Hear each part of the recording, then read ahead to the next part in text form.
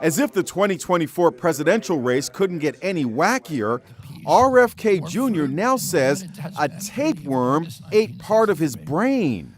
Yeah, this is a real story. Mark just said, is this a real story? It sure is. It just popped. Kennedy says the tapeworm apparently came from undercooked pork he ate during a trip to Asia.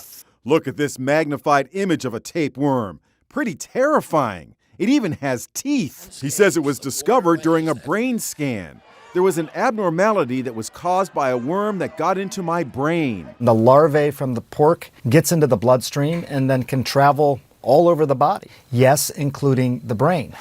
The revelation about RFK's tapeworm was first reported today in the New York Times, which discovered a deposition the independent candidate for president gave during his 2012 divorce. Rachel Palma also suffered a tapeworm in her brain. She says she was afflicted with memory loss. I started to notice more cognitive difficulties, not knowing where I was at times, getting words confused, not able to actually recall words. She underwent complex brain surgery to remove the worm. Just look at the scar. When I woke up, I was told that everybody in the operating room applauded because when they opened me up, it was not a brain tumor, it was an actual egg.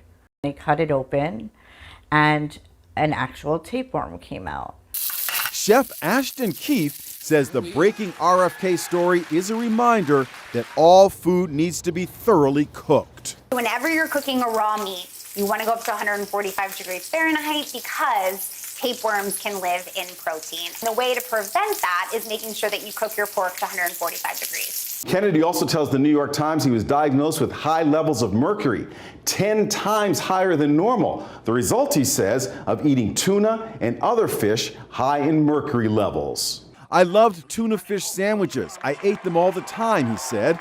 At the time of the deposition in 2012, Kennedy said, I have cognitive problems, clearly.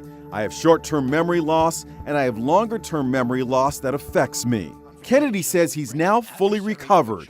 The 70-year-old has positioned himself as the fittest of candidates in the race.